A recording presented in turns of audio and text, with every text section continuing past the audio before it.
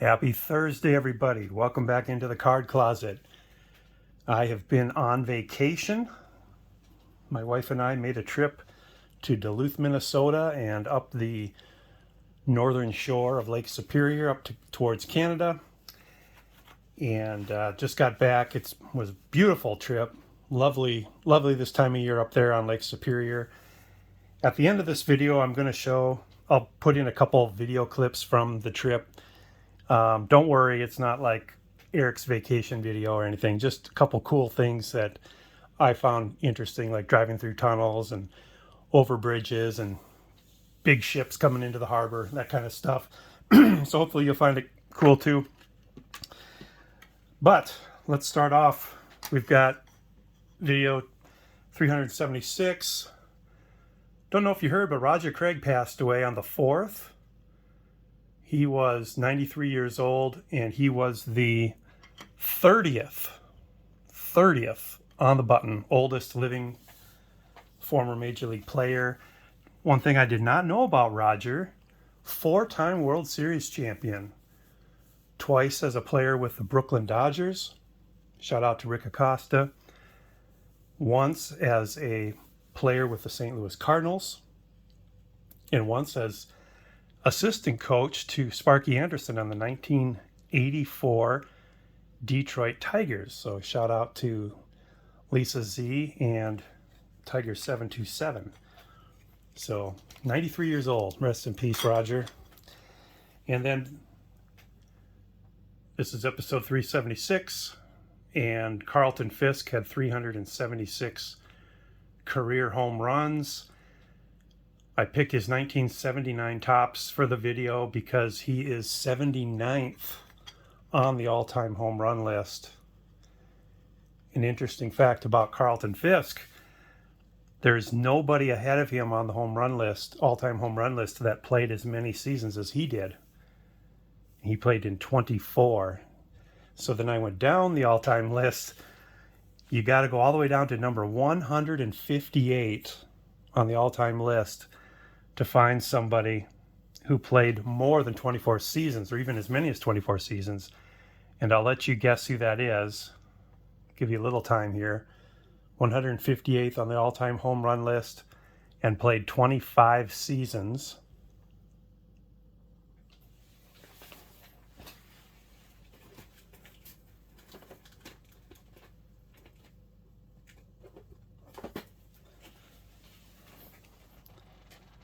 Rickey Henderson. So there's your tidbit of the day. All right, so today I've got 3 cards I want to show. Big cards. They came while I was gone, and they, as far as, the caliber of cards I show on my channel, these are all going to qualify as big cards. First up, towards the 1957 top set build, picked up a Frank Robinson rookie. SGC1, but beautiful, beautiful eye appeal. The issues are on the back, but I don't care. I mean, I just love how it looks. Got a great deal on it. So Frank Robinson. Putting some of these bigger cards to rest in that set. And then the other one, this one just arrived today in the mail. 57 Topps Sandy Koufax. Also in an SGC slab. Super good deal on this one too. I think it's because there's a little crack in the case, which you can't even see on the camera actually. I can see it with the naked eye.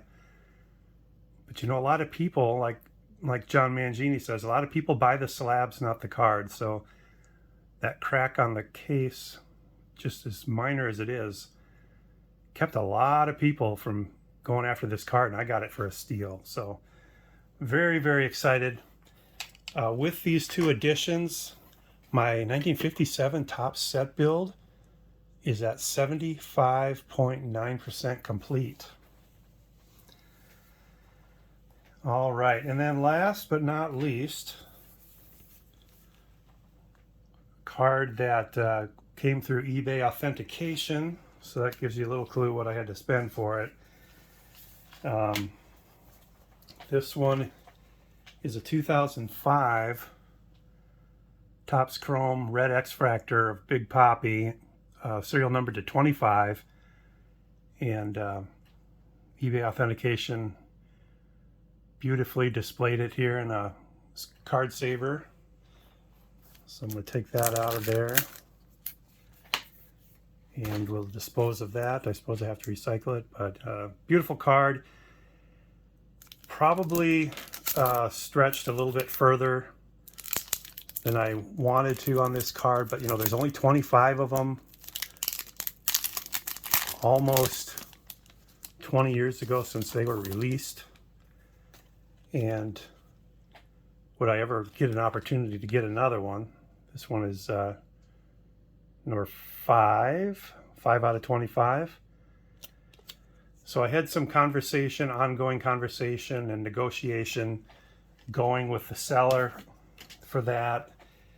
And we went back and forth, very cordial, kind of explaining our positions, and there's no comps on it. So, you know, and you have to comp it with another player, and which is tough to do sometimes. But we finally got the deal within a few dollars, and she said, I tell you what, if you accept my latest offer, I will throw in a couple extra cards which you are going to be super thrilled to have. And so I accepted the offer, and I'll show you what those cards are here in a second. So there's Ortiz, looks a lot better in the one touch. Super shiny. Absolutely love it. See if I got another card stand here. Put Big Poppy in the front. Get him shining a little bit if I can. Not going to work out too well. So the two cards that she threw in that I would be super thrilled to have to make this deal are these. So we've got a Pedro Martinez 1992 Upper Deck,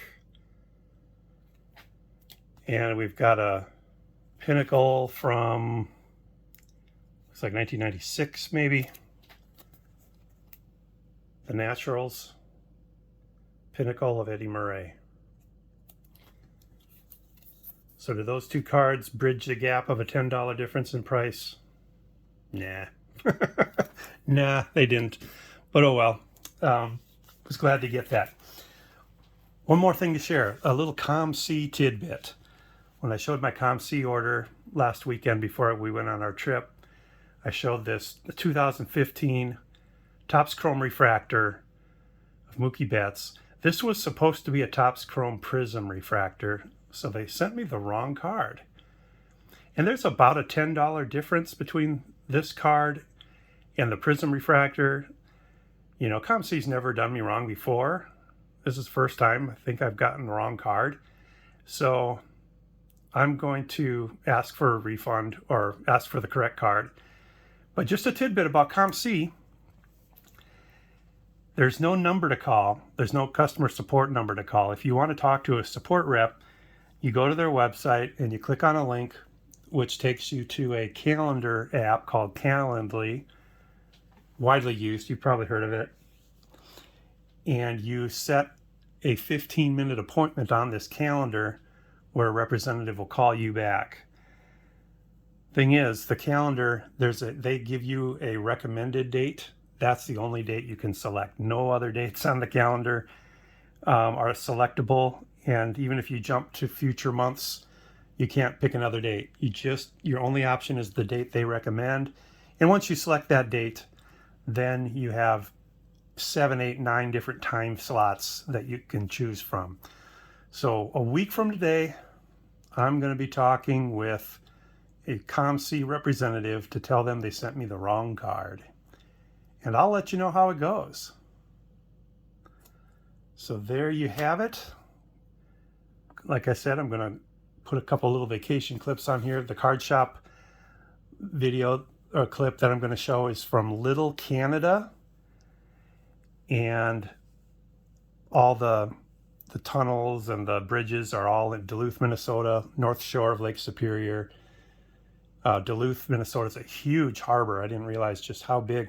The first ship I'm going to show is over 1,000 feet long, and you can go out on the pier and it sails right next to you. So I'll show you that in case you think that's cool.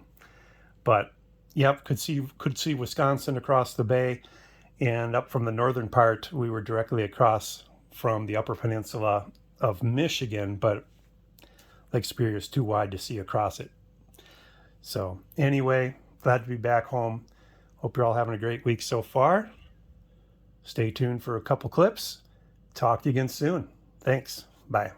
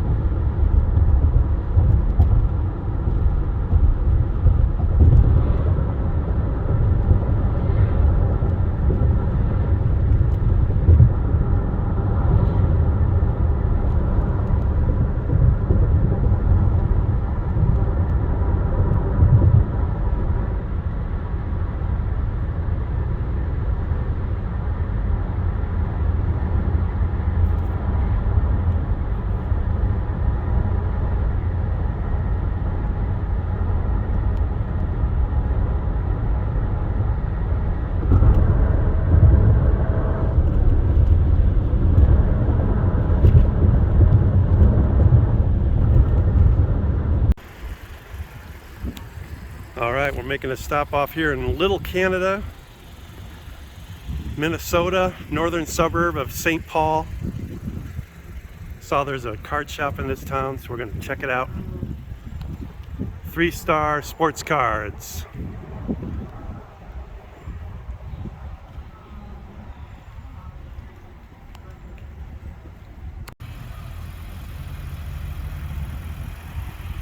Looks like somebody had to go number 2, but nobody has to go number 1.